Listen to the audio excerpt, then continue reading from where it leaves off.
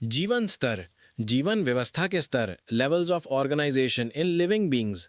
हर जीव, पौधे और जानवर का शरीर एक संगठित तरीके से बना होता है। यह संगठन छोटे से बड़े स्तर तक क्रम में होता है। यही क्रम जीवन व्यवस्था के स्तर कहलाता है। एक, कोशिका यानी सेल, जीवन की मूल इकाई। यह जीवन की सबसे छोटी इकाई है। सभी आवश्यक कार्य जैसे श्वसन, पोषण, उत्सर्जन आदि यही होते हैं। उदाहरण के लिए रक्त कोशिका, तंत्रिका कोशिका। विशेष बात, एक कोशिकीय जीव जैसे अमीबा में एक ही कोशिका पूरा काम करती है। दूसरा, ऊतक यानी टिश्यू, समान कोशिकाओं का समूह। कई समान कोशिकाएं मिलकर ऊतक बनाती हैं। हर ऊतक का एक खास काम होता है। उदाहरण, मांसपेशी ऊतक शरीर को चलाने में मदद, तंत्रिका ऊतक संदेश पहुंचाने का काम। तीसरा, अंग यानी ऑर्गन, अलग अलग ऊतकों से बना भाग। विभिन्न ऊतक मिलकर एक अंग बनाते हैं। हर अंग का एक निश्चित कार्य होता है। उदाहरण के लिए हृदय रक्त पंख करना, फेफड़े श्वसन करना। चौथा, अंग तंत्र यानी ऑर्गन सिस्टम, कई अंगों का समूह। कई अंग मिलकर एक बड़ा काम पूरा करते हैं। उदाहरण के लिए पाचन तंत्र भोजन पचाना, श्वसन तंत्र ऑक्सीजन लेना। पांचवा, जीव यानी ऑर्गेनिज्म, पूर्ण जीव।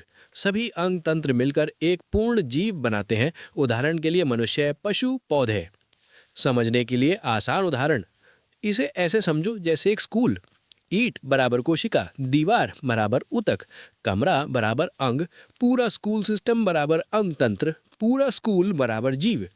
महत्व, शरीर के सभी कार्य सुचारू रूप से चलते हैं। कार्यों का बंटवारा होता है, डिवीजन ऑफ वर्क।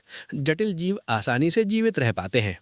निष्कर्ष, जीवन व्यवस्था के स्तर ये दिखाते हैं कि जीव का शरीर छोटे छोटे भागों से मिलकर एक व्यवस्थित रूप में बना होता है, जहां हर स्तर का अपना खास कार्य होता है। इसका सूत्र यानी क्रम इस तरह होता है: कोशिका बराबर ऊतक, ऊतक बराबर अंग, अंग बराबर अंगतंत्र, अंगतंत्र बराबर जीव। एग्जाम्पल, मनुष्य में कोशिका बराबर मांसपेशी कोशिका, मांसपेशी ऊतक बराबर मांसपेशी ऊतक, हृदय बराबर अंग, रक्त परिसंचरण तंत्र बराबर अंग तंत्र, मनुष्य बराबर जीव। पौधे में कोशिका बराबर पादप कोशिका, जाइलम फ्लोएम बराबर ऊतक, जड़ तना पत्ती बराबर अंग, परिवहन तंत्र बराबर अंग तंत्र, पूरा पौधा बराबर जीव।